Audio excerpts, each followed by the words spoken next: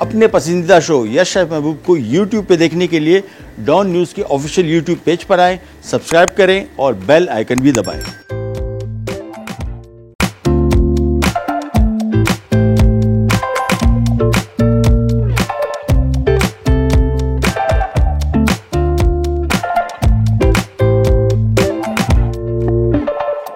अस्सलाम वालेकुम, क्या हाल है आप लोग के? खैरियत से? ठीक ठाक। Welcome to the show. Baking को बोलते हैं केमिस्ट्री इन एक्शन। इस हवाले से कि ये सारा प्रोसेस अभी आप देखेंगे जब रेसिपी कार्ड चलेगा, हर चीज़ वज़न की हुई है। मेजॉरिटी बेकिंग इसी तरह होती है। आप जो छोटे छोटे गाँव में भी की बेकरी जाके देख रहे हैं ना, जहाँ पे डबल रोटी बन रही है और या केक बन रहे हैं, आप उससे पूछिएगा, सब चीज़ें वज़न कर रहे हैं, हर चीज़ वज़न कर रहे हैं। कोई चीज़ बग़ैर वज़न के वो उसमें शामिल नहीं करते। उसके साथ साथ अवन का टेम्परेचर, तो ये सारी चीज़ें मिल के आपकी बेकिंग को सक्सेसफुल करती हैं। और बहुत सारी चीज़ें भी सिखाने की हैं। टाइम हमारे पास थोड़ा सा कम होता है, तो हम कोशिश करते हैं कि ऐसी चीज़ें इसमें हम बनाएं जो बन के आपके सामने आ भी सकें, बजाय इसके कि ऐसी चीज़ें बनाएं कि रिज़ल्ट उसकी नहीं है। आज की हमारी तकरीबन 3 रेसिपीज़ है। तकरीबन 3 से मुराद, एक तो हम केक स्पंज बना रहे हैं और इसके अलावा मफ़िन्स बना रहे हैं। मफ़िन छोटे कप केक्स होते हैं, लेकिन ये बड़े डिफरेंट होते हैं, बहुत नरम होते हैं, जूसी होते हैं। और इसका भी जब रेसिपी स्टार्ट होगी तो आपको बताएंगे कि ये नरम क्यों है और ये इनका आम कप केक से डिफरेंस क्या है। और उसके बाद केक स्पंज बनाएंगे। केक स्पंज हम दोनों स्पंज बनाएंगे, वनीला स्पंज भी बनाएंगे और चॉकलेट स्पंज बनाएंगे। और वो स्पंज हम आज बना के फिर उसको पैक करके फ्रीज़ कर देंगे और इंशाल्लाह अगले जुमेरात को इसके हम डिज़र्ट बनाएंगे। मोस्ट प्रॉब्ली इसके केक्स बनाएंगे। सबसे पहले आ जाते हैं मफ़िन के मिक्स की तरफ, और चीज़ें रेसिपी कार्ड चलेगा, आप देख लीजिएगा, हर एक चीज़ वज़न करके। इसमें मक्खन शामिल कर रहे हैं। अच्छा, मक्खन जो हम अभी शामिल कर रहे हैं ये है नमक मिला मक्खन। इसमें आप नमक शामिल नहीं करेंगे। अगर आपने वाइट बटर इस्तेमाल किया होगा तो फिर उसमें आपको चुटकी भर, ज़्यादा नहीं, तकरीबन ये सारे मिक्स में कोई आधा टीस्पून नमक शामिल करेंगे। लेकिन चूँकि मक्खन हम जो शामिल कर रहे हैं वो नमक मिला है, लिहाजा इसमें नमक शामिल नहीं होगा। और इसमें साथ में आइसिंग शुगर, सारे अभी मुझे क्वांटिटीज़ याद नहीं है, लेकिन आप अगर रेसिपी कार्ड देखेंगे तो हर चीज़ वज़न करके और तनासुब से। ये हमने सबसे पहले इसमें ये मक्खन और आइसिंग शुगर शामिल कर दिया। थोड़ा स्लो शुरू में चलाएंगे ताकि ज़रा मक्खन वक्खन इसमें सेट हो जाए। उसके बाद हम एक एक करके इसमें अंडे शामिल करेंगे, बल्कि रेसिपी कार्ड, हाँ ये पड़ा। अच्छा जी, मफ़िन में हम 500 ग्राम मक्खन इस्तेमाल कर रहे हैं, आइसिंग शुगर भी 500 ग्राम, ठीक है ना, इक्वल क्वांटिटीज़। अंडे इसमें 15 हैं। अमूमन जो नॉर्मल केक बनते हैं उसमें अंडे तकरीबन 8 पड़ते हैं, ठीक है ना। ये देखिए इसमें 15 है, तकरीबन ऑलमोस्ट डबल अंडे हैं। इसी वजह से केक स्पंज नरम होगा। मैदा भी 500 ग्राम। सो 3 चीज़ें कांस्टेंट हैं, मैदा, चीनी और मक्खन, ठीक है ना। ये 500 ग्राम, 15 अंडे हैं इसमें। बेकिंग पाउडर भी 6 ग्राम वज़न करके है, और साथ में 4 टेबलस्पून आइसिंग शुगर है, वो ऊपर से छिड़कने के लिए। तो सबसे पहला काम इसमें हमने मक्खन और चीनी शामिल किया। अच्छा, वो दिन खातून कह रही थी कि जब ये मिक्स बनाते हैं तो जैसे इसमें अंडे शामिल करना शुरू करते हैं ये फटना शुरू हो जाते हैं, यानी बिल्कुल अलग अलग हो जाता है। उसकी वजह है ये, अभी जो हम मक्खन इसका मिक्स कर रहे हैं, इसको आपने कम और बेश तकरीबन 10 से 12 मिनट तो ये चलाना है, सिर्फ मक्खन और चीनी। जब तक ये अच्छी तरीके से क्रीमी सॉफ्ट नहीं बनेगा, आपके मिक्स सही नहीं बनता। हमारे पास चूँकि टाइम की कमी होती है, मैं तो थोड़ा ज़रा इसको स्पीड अप करूँगा काम को, लेकिन आपने कोशिश करना है कि इसको कम से कम 10 मिनट 12 मिनट इसको चलाएं, मक्खन और चीनी को, जब तक ये क्रीमी हो जाए। इसके बाद एक एक करके हम अंडा शामिल करेंगे। यहाँ जाते हैं, ये इसमें हमने मैदा लिया हुआ है 500 ग्राम, 6 ग्राम इसमें बेकिंग पाउडर है, ये शामिल कर दिया। और इसके बाद हमने इसको थोड़ा सा मिक्स कर लेना है। मक्खन और मैदा और आइसिंग शुगर, बेकिंग पाउडर, ये दोनों चीज़ें हमने शामिल कर दी। अच्छा, कुक बुक्स में जब आप कभी पढ़ते हैं ना सेल्फ रेजिंग फ्लावर क्या है? बेसिकली मैदे के अंदर ही बेकिंग पाउडर का इस्तेमाल है। बेकिंग पाउडर उसमें ऑलरेडी होता है और ये सेल्फ रेजिंग फ्लावर कहलाता है। अगर आपने कुक बुक्स में पढ़ा होगा, ये हमारा सेल्फ रेजिंग फ्लावर बन गया। यानी पहले मैदा था सिर्फ, इसमें हमने बेकिंग पाउडर शामिल कर दिया, अब ये सेल्फ रेजिंग फ्लावर बन गया है। अच्छा जी, यहाँ पे आप वापस आते हैं। मक्खन, जिस तरह मैंने आपको बताया था कि मक्खन और चीनी को और आइसिंग शुगर इस्तेमाल कीजिएगा। नॉर्मल चीनी इस्तेमाल करेंगे तो ये आम तौर पे आप देखेंगे सही मिक्स नहीं हो पाती। ये मैंने मक्खन ज़रा साइडों से छुड़ा लिया ताकि इक्वल मिक्सिंग इसकी शुरू हो जाए। अभी भी क्रीमी इतना नहीं हुआ है, तो इसको हम ज़रा चलाएँगे। मेरे हिसाब से 10 मिनट इसको कम से कम चलाइए, मक्खन को और आइसिंग शुगर को। इसके बाद हमने इसमें 15 अदद अंडे जो हमने यहाँ पे निकाल के रखे हुए हैं, एक एक करके इसमें शामिल करना शुरू करेंगे। ब्रेक का टाइम भी आ गया है, ब्रेक पे जा रहे हैं। ब्रेक के दौरान ही मेरे पास इतना टाइम मिल जाएगा, फूल चुका होगा। हम इसमें एक एक करके अंडा शामिल करना शुरू करेंगे, फिर इसके मज़ीद प्रोसेस करवाएंगे। कहीं नहीं जाकर बी राइट बैक।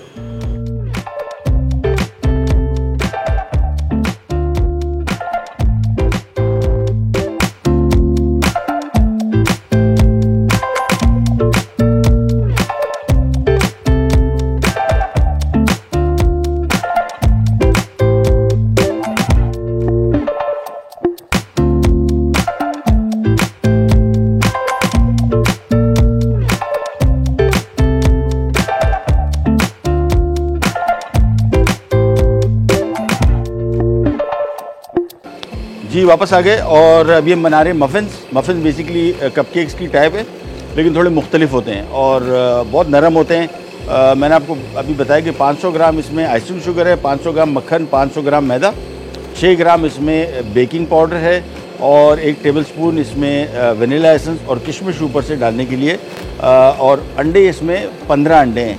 जहन में रखिएगा, आमतौर पे नॉर्मल जो केक बनेगा बटर केक ही, तो उसमें तकरीबन 8 अंडे डलते हैं 500 ग्राम मैदे में। इसमें डबल अंडे हैं और इसी वजह से ये इसका कप केक भी नरम होगा। दूसरा 150 डिग्री टेम्परेचर में रखा हुआ है पहले से अवन ऑन करके, और इसका तरीका ये होगा कि जब ये मिक्स बनेगा तो इसको हम जब अवन में रखेंगे तो 10 मिनट इसका दरवाज़ा खुला रखेंगे। ये भी थोड़ी सी ज़रा छोटी छोटी चीज़ें जो आपके साथ ऐड करते जाएंगे। यहाँ पे अभी मिक्स बना रहे, मैंने आपको बताया था एक एक करके अंडा शामिल करेंगे, तो मेरे हिसाब से तकरीबन ब्रेक के दौरान 6-7 अंडे शामिल हो गए थे। अभी एक अंडा और शामिल किया। ये जो अभी खातून उस दिन कह रही थी ना कि जो मिक्स बनाते हैं तो थोड़ी देर बाद ही ये अंडे और ये मक्खन और आइसिंग शुगर जब मिक्स करते हैं, अंडे शामिल करते हैं तो बिल्कुल अलग होना शुरू हो जाता है। उसकी वजह होती है, अभी देखें ये मिक्स बिल्कुल यकजान है और अलग नहीं हुआ। अलग जब भी होगा उसकी वजह ये होगी कि आपने अंडे तेज़ी से शामिल करना शुरू कर दिए। पहले तो मक्खन और चीनी को सही मिक्स नहीं किया, दूसरा फिर अपने अंडे एक एक करके शामिल करने के बजाय आसरा कर लिया कि यार 2-3 अंडे एक साथ डाल लो। ये तजुर्बे हम कर चुके हैं और बड़ा अच्छा खासा बेइज्जती हुई है। इसमें ये मिक्स कभी भी ख़राब नहीं होगा अगर आप अंडा एक एक करके शामिल करें, और एक अंडा शामिल करने के बाद कम हो बेश तकरीबन उसको 1 मिनट चलने दें। तो 15 अंडे समझ लें कि हम अंडे शामिल करने लगे, घड़ी देख के अगर आप 15 मिनट इसको मिक्स करेंगे तो सही मिक्स आपका बनेगा। उसके बाद एक काम और करेंगे, एक एक करके ये और अंडे शामिल कर देंगे, और यहाँ पे हमने खुश्क इसका मिक्स तैयार करके रखा हुआ है। जैसे ही ये अंडे सारे इसमें शामिल हो जाएंगे, फिर इसमें हम ये खुश्क मैदा शामिल करेंगे। हमारे साथ कॉलर हैं कराची से, हिना। अस्सलाम वालेकुम। जी वालेकुम अस्सलाम। कैसे हैं सर आप? अल्लाह का शुक्र, खैरियत। आप बताइए तबीयत कैसी है? जी जी ठीक है, अल्लाह का शुक्र है। बस आपको पकड़ना मुश्किल हो रहा है 2-3 दिन से। क्यों क्यों क्यों कहाँ? बस बात ही नहीं होती आपको कॉल मिला है तो बस डाइवर्ट हो जाती कहीं। वो असल में अब एक आजकल थोड़ा टाइम इतना कम पड़ जाता है ना, तो हमें मजबूरन कॉल्स ड्रॉप करनी पड़ती है। हम सो सॉरी। हुक्म कीजिए, हुक्म कीजिए। अच्छा, मुझे बेकिंग के ही हवाले से 2 क्वेश्चन पूछने थे। एक तो ये पूछना था कि आप इसमें आइसिंग शुगर डाल रहे हैं, कैस्टर शुगर आइसिंग शुगर में तो डिफरेंट होते हैं दोनों। जी बिल्कुल। और एक ये पूछना था कि मेरे हस्बैंड से मैंने अपना वो किया कि कन्फेक्शनरी ओवन चाहिए होता है, उसमें फैन लगा होता है, तो मेरे मियां माशाल्लाह काफी इंजीनियर हैं घर के, तो कह रहे मैं तुम्हें ओवन में पंखा लगा दूंगा। तो आप मुझे उसकी स्पीड का बताइए कि स्पीड कैसी रहती है उसकी। अच्छा, पंखे के बारे में आपको थोड़ा बता देता हूँ। जी जी मुझे बता। ठीक है, थैंक यू सो मच। अच्छा, कमाल है वैसे अगर पंखा फिट कर देते हैं। इसका अपना हिसाब किताब है, पंखे की लोकेशन कहाँ पे फिट होगा और इसकी अपना, और दूसरा पंखा इसके अंदर है तो वो कौन सा पंखा है जो इसके अंदर रहेगा और जलेगा नहीं। तो ये भी ज़रा साइंस समझा दी। मुझे नहीं आइडिया, हो सकता है शायद वो कर सके, लेकिन मैं समझता नहीं हूँ। इसका मखसूस पंखा होता है और पंखा जो अंदर है तो आप सोचें कि इसके अंदर मोटर भी लगी हुई है, तो ये सारी हीट रेजिस्टेंट है। तो अगर आपको हीट रेजिस्टेंट पंखा मिल जाता है, जिस तरह ये शीशा जो इसके बाहर लगा हुआ है ये टेम्पर्ड ग्लास है, ये आम शीशा नहीं है। इसी वजह से 200-250 डिग्री पे जाने के बावजूद ये शीशा फटता नहीं। अगर ये नॉर्मल शीशा होता ये फट चुका होता। ये पाकिस्तान में भी जो ओवन नॉर्मली जो घर टिपिकल ओवन होते हैं वो भी आप देखें टेम्पर्ड ग्लास, अगर उस पर नहीं लिखा हुआ या वो नहीं है तो शीशा फट जाएगा। इसीलिए पंखा भी इसका ऐसी है। अच्छा, दूसरा मैं अमूमन कोशिश करता हूँ, ये ख़ास तौर पर मफ़िन के लिए, कोई भी आप बेकिंग कर रहे हो, इसमें एक चीज़ ध्यान में रखिएगा कि चीनी जो घर में इस्तेमाल वाली चीनी है तो बिल्कुल इस्तेमाल ना करें। उसकी वजह ये है कि जितना टाइम इसको घुलने में लगता है, आपका मिक्स रेडी हो चुका होता है, आप ओवर मिक्स कर जाते हैं या इतना टाइम आप लगा देते हैं क्योंकि चीनी घुलती नहीं है। आइसिंग शुगर सबसे शॉर्टकट है, कोई भी बेकिंग कर रहे हैं। उसके बाद कैस्टर शुगर है, कैस्टर शुगर इससे थोड़ी सी बारीक चीनी है, और नॉर्मल रेगुलर शुगर जो है वो बिल्कुल दानेदार है, मोटी। तो कैस्टर शुगर ज़्यादातर बेकिंग में इस्तेमाल होता है। आइसिंग शुगर और ज़्यादा आसानी है, वो आप इस्तेमाल कर सकते हैं। Choice is all yours. पंखा बेहतरीन काम करेंगे, लेकिन मसला वही मैंने आपको बताया कि हीट रेजिस्टेंट पंखा है, इसकी मखसूस लोकेशन है, दूसरा पंखे का मखसूस साइज़ है। तो वो सारा हिसाब किताब है। ऐसे नहीं है कि आप कोई पंखा लगा दे, एयर रोटेट करेगा और वो आपको नेट रिजल्ट दे देगा। इससे ये भी हो सकता है कि अगर आपने पंखा बड़ा लगा दिया तो इतनी तेज़ हीट रोटेट करेगा कि वो ओवरऑल उस अवन के लिए ठीक नहीं रहेगा। बड़ा हिसाब किताब होता है। जिस तरह आइसक्रीम मशीन है, इसको बोलते हैं RPMs, राउंड पर मिनट। वो आइसक्रीम मशीन जो आप देख रहे हैं, जो एक ब्लेड घूम रहा होता है, इसके राउंड पर मिनट सेट किए होते हैं। अगर ये थोड़ी तेज़ हो जाए तो आइसक्रीम बनेगी नहीं, सारे दिन चलता रहेगा, आइसक्रीम नहीं बनेगी। और टू स्लो, अगर बहुत स्लो होगी मशीन तो वो बेसिकली किरचियाँ बनाएगी, आइसक्रीम सही नहीं बनाएगी। तो ये थोड़ा ज़रा इसका हिसाब किताब है। अच्छा जी, यहाँ पे आ जाते हैं। मशीन थोड़ी तेज़ कर देते हैं चूँकि हमारे पास टाइम अब ज़रा शॉर्ट होता जा रहा है। एक अंडा और शामिल कर दिया, थोड़े से अंडे रह गए हैं। जैसे अंडे सारे शामिल हो जाए फिर हम इसके मज़ीद काम की तरफ आएंगे। हमारे साथ कॉलर हैं कराची से फरजाना। अस्सलाम वालेकुम। अस्सलाम वालेकुम सर। कैसी हैं आप? अल्हम्दुलिल्लाह, आप कैसे हैं सर? अल्लाह का शुक्र है। ज़ुहैब भाई ज़रा टॉक बैक पे देते मुझे आवाज़ यहाँ। हेलो जी, कैसी हैं आप? जी अल्हम्दुलिल्लाह, आप कैसे हैं? अल्लाह का शुक्र, खैरियत ठीक ठाक। मुझे आपसे एक दो सवाल करने थे। जी, एक तो मेरे पास है गैस ओवन है जी, तो जब भी मैं बेकिंग करती हूँ तो ऊपर से मेरा केक जो थोड़ा सा ना बेक होने के बाद जब बाहर निकालती हूँ, थोड़ी देर बाद यानी 1-2 घंटे बाद वो थोड़ा सॉगी टाइप का हो जाता है। इसकी क्या वजूहत है? और इसके अलावा? और दूसरा ये कि मफिन मेरे कभी कभी हार्ड हो जाते हैं, हालांकि मेजरमेंट पूरी वही होती है जो आप बता रहे होते हैं, मगर वो या तो गैस का मसला है क्या है मुझे समझ नहीं आया, मगर वो थोड़े से कभी से हार्ड हो जाता है मेरे। और तीसरा ये कि जब हम ब्रेड बनाते हैं तो दूसरे तीसरे दिन हार्ड हो जाती है। फर्स्ट डे तो बहुत सॉफ्ट होती है, तीसरे दिन जाके वो थोड़ी सी हार्ड होने लग जाती है। इसकी क्या वजह है? हालांकि मैं ईका भी इस्तेमाल करती हूँ जो ब्रेड इम्प्रूवर होता है जी, तो उसके बावजूद ये होता है। तो इसका ज़रा मेरे साथ प्लीज़ बताइएगा, आप तीनों चीज़ों का सवाल। मैं अभी बता रहा हूँ। मैं बंद कर रही हूँ, आप मुझे ज़रूर बता दें ज़रा। Thank you so much. अल्लाह हाफिज़। अच्छा, सबसे पहले तो ब्रेड की तरफ आते हैं। घर पे जो आप ब्रेड बना रहे हैं, जो बाज़ार में ब्रेड बनती है, मैं तो खुद उस फैक्ट्री में काम कर चुका हूँ जहाँ में ब्रेड बनती थी।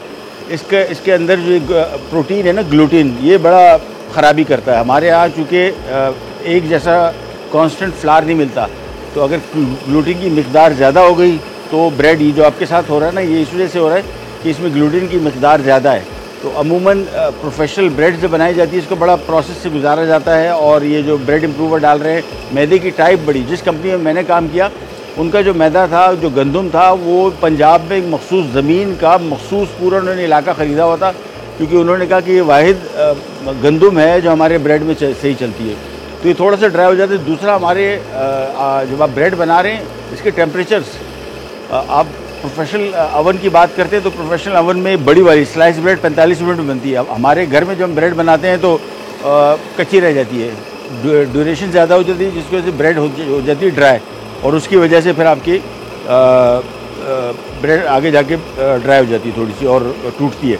उसके बारे में आपको उसका हल भी बताता हूँ क्या करना है इसका। और ये अंडा सारा शामिल हो गया। एक ब्रेक का टाइम आ गया, चलें ब्रेक पे जा रहे हैं। अंडे सारे शामिल कर दिए, और अंडे सारे शामिल करने के बाद इसको हम तकरीबन 4-5 मिनट और चलाएंगे। ब्रेक से वापस आएंगे, फिर इसका मिक्स तैयार करेंगे, सीधा इसको ओवन में रख देंगे, कहीं जाएगा। Will be right back.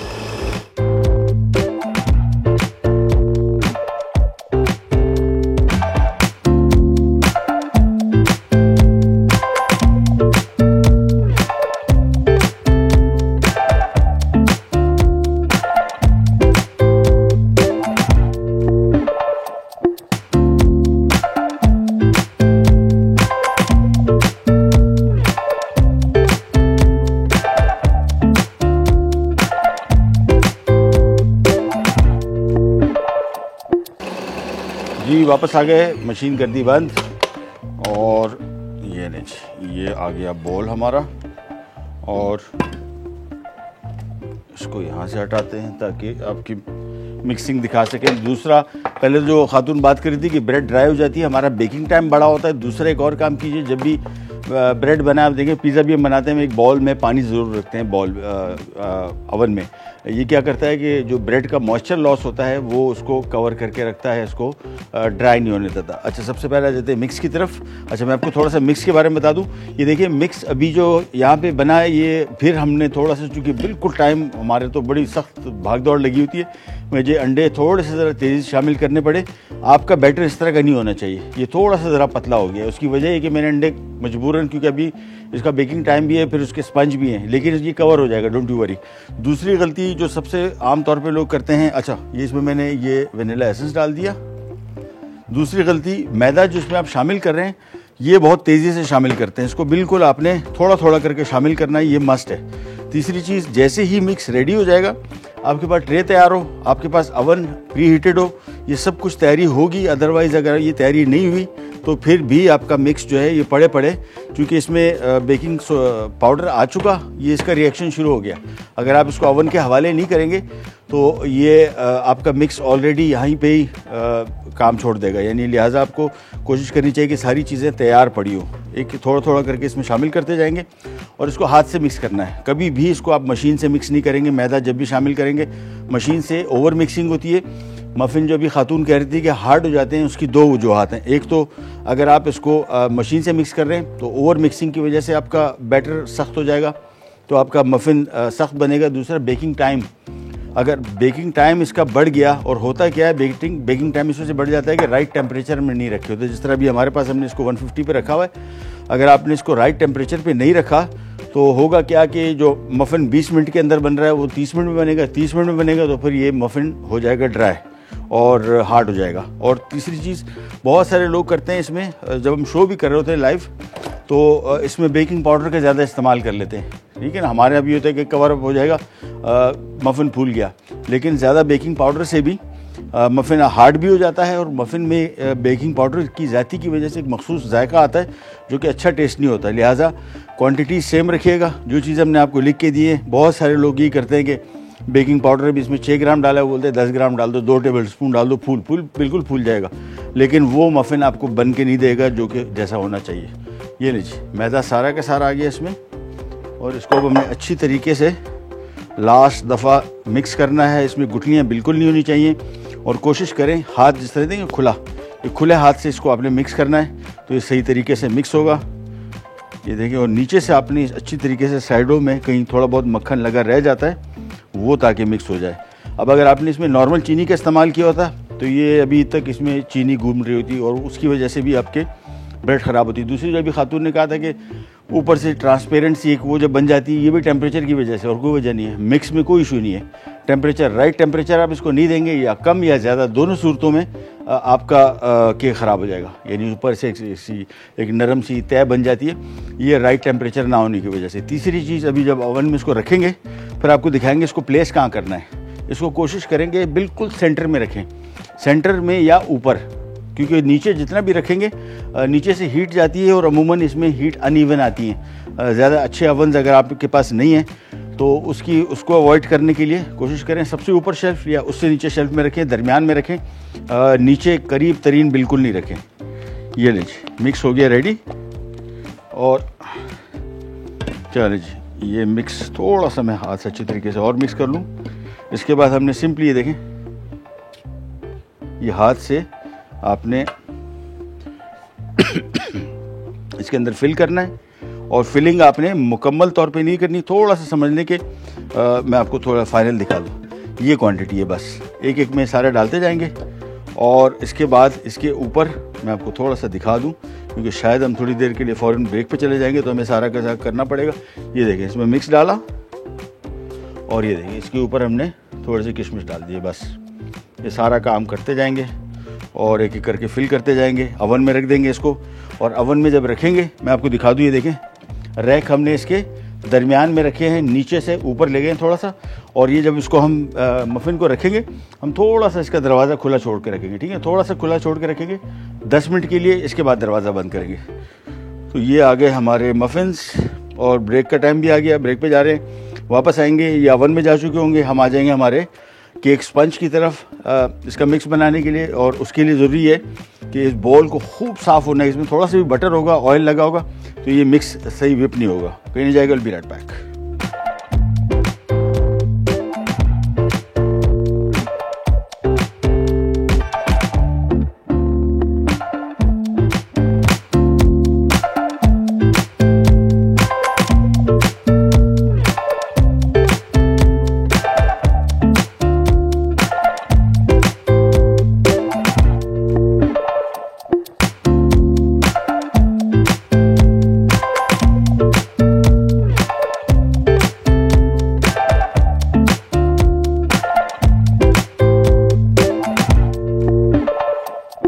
जी वापस आ गए।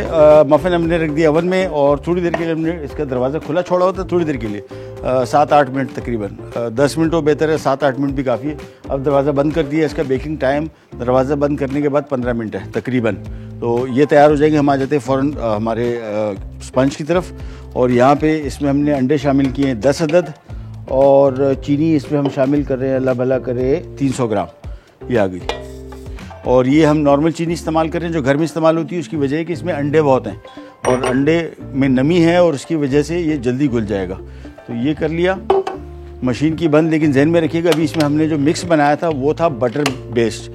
अगर ये बॉल सही साफ़ नहीं हुआ और इसमें थोड़ा सा ऑयल रहा तो ये सही विप नहीं करेगा। विप हो जाएंगे जिस तरीके से फेंटे जाते हैं वैसे नहीं फेंटे जाएंगे। दूसरा, अंडे हमेशा कोशिश करें इसको रूम टेम्परेचर पे लेके आएँ। यानी अगर आपने फ्रिज में रखे हुए तो फेंटने से पहले इसको निकाल लें, रूम किचन में रख लें ताकि नॉर्मल टेम्परेचर हो जाए। अगर ठंडे अंडे होंगे फ्रिज से डायरेक्ट निकले हुए तो भी ये सही मानों में इसका मिक्स सही विप नहीं होता, फेंटा नहीं जाता। यहाँ पे हमने अंडे और चीनी एक साथ शामिल कर दी।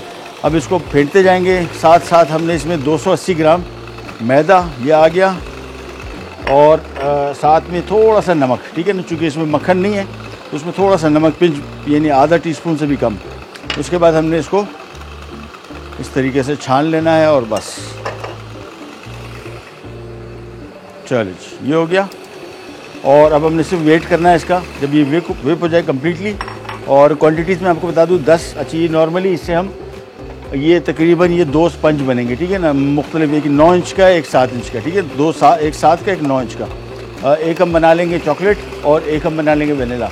और ये इंशाल्लाह अगले हफ्ते अगर ज़िंदगी रही तो फिर आपको इसकी केक बनाना सिखाएंगे। मोस्ट प्रॉब्ली मूस केक बनाऊंगा मैं, बड़ा मज़े का होता है। और होममेड स्पंज। अच्छा, स्पंज को आपने बनाने के बाद जब निकालेंगे, जब थोड़ा नॉर्मल टेम्परेचर पे आ जाएगा, फिर उसको हम प्लास्टिक से पूरा बंद कर देंगे और फिर इसको फ़ौरन फ्रीज़र में डाल देंगे। इसका तरीका ये है, अगर बाहर इसको आप बहुत देर तक छोड़ेंगे तो ये स्पंज ड्राई होना शुरू हो जाएगा और ओवन में जब ये जो फ्रीज़र में जाएगा तो फिर ये ड्राई हो चुका होगा ऑलरेडी। तो फिर उसको आप हफ्ता 10 दिन बाद इस्तेमाल नहीं कर सकते। लिहाजा इसको जैसे बनाएंगे, जैसे ये थोड़ा सा ठंडा होगा इसका टेम्परेचर, इसको पैक किया और इसको फ्रीज़र में रख दिया। बेकिंग के लिए जहन में रखिएगा कि कोई भी चीज़ आप बहुत प्रोसेस कर लें, बहुत सारी चीज़ें कर लें, रेसिपी कार्ड आप सही मानों में फॉलो कर लें, अवन आपका सबसे अहम चीज़ है जो आपके रेसिपी को बेहतर करेगा या ख़राब हो जाएगी। और अमूमन हमारे यहाँ अवन्स अच्छी क्वालिटी के महंगे बहुत हैं और जो हल्की क्वालिटी के हैं वो फिर आपको रिज़ल्ट नहीं देते। अच्छा, ये एक चीज़ जो मैं हमेशा बताता हूँ आपको, ये अवन थर्मामीटर है। ये आपका कोई सा भी, बिल्कुल कोई एवरेज अवन भी अगर आपका है तो ये उसका दीन ईमान बता देगा आपको उसी टाइम। क्योंकि होगा क्या, ये स्टेनलेस स्टील का थर्मामीटर है, अवन थर्मामीटर। अब आसानी से मिलता है। पहले बहुत महंगा होता था, आज से कोई 7-8 साल पहले जब बेकिंग स्टार्ट की थी तो ये तकरीबन 1000-1200 रुपये का होता था। अभी 250-300 रुपये का है और बेस्ट है आपके लिए। ओवन में इसको रखा आपने और इसके ऊपर फ़ारेनहाइट और सेंटीग्रेड टेम्परेचर बताता रहता है। हमारे यहाँ नहीं होता, नॉब मिट चुकी होती है, कोई नंबर नहीं होता, कोई फ़र्क नहीं पड़ता। आप एक मखसूस नॉब उसको रख के इस पर देखिएगा, इस पर जो टेम्परेचर आ गया बस समझ लें कि वो राइट टेम्परेचर है।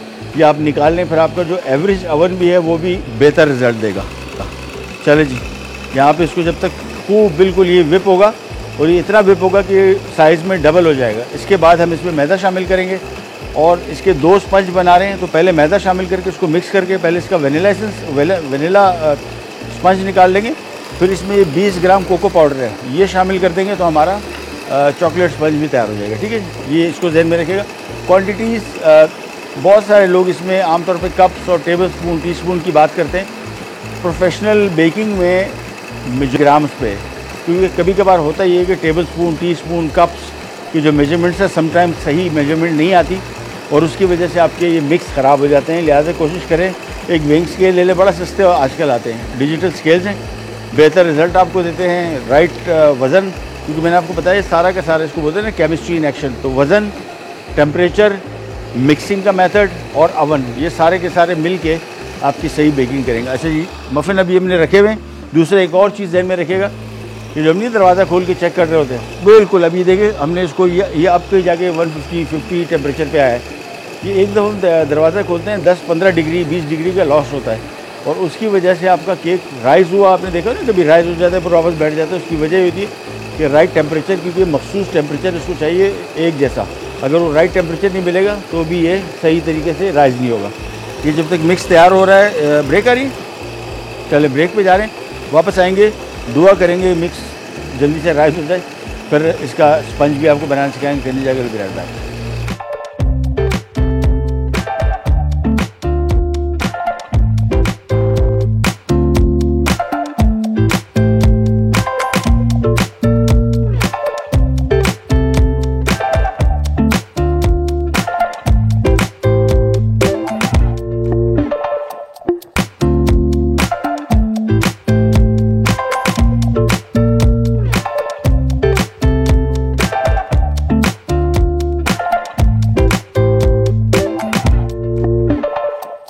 अच्छा जी, वापस आ गए। ये मिक्स देखें कितना हो गया। ये हमने जो अंडे इसमें डाले थे ये सही मानों में प्रॉपर वेप हो गए।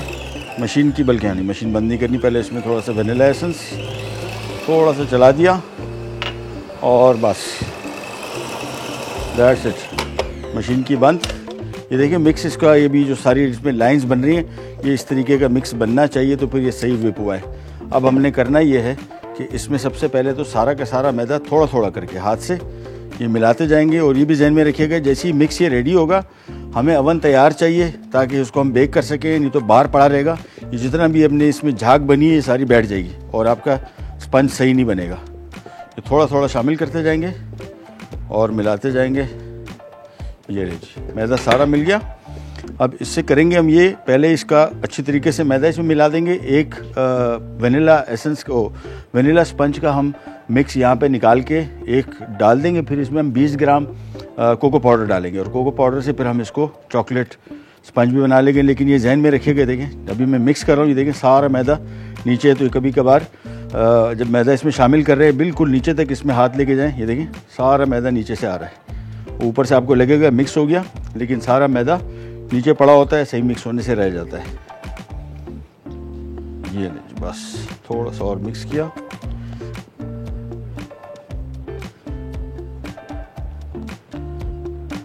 ये हो गया, चलिए।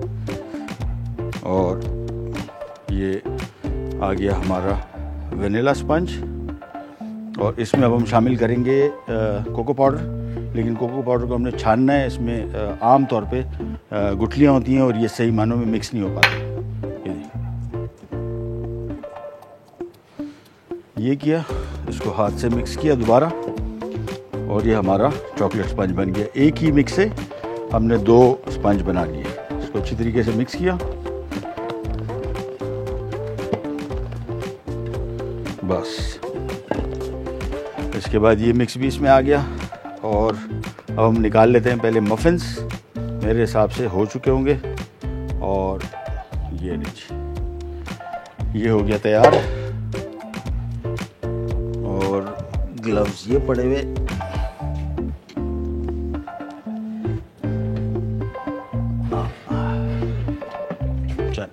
नीचे वाली ट्रे हो गई तैयार, ऊपर वाली में भी थोड़ा सा टाइम है, 2-3 मिनट। तो इसको हम करेंगे ये कि ऊपर इसके हमने ले लेना है आइसिंग शुगर और इसके ऊपर इसका छिड़काव करेंगे पहले।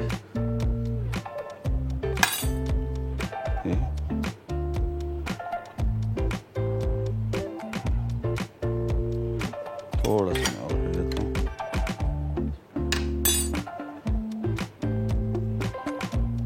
बस चल। और पहले करते ये हैं कि ज़रा स्पंज हवाले कर दिया अवन के। ओह, इसकी ग्रिल निकाल ली मैंने। चले पहले ग्रिल अलग कर लेते हैं। ग्रिल हमें चाहिए क्योंकि इसके ऊपर हमने रखने हैं रैक। ये इसको इधर रखा,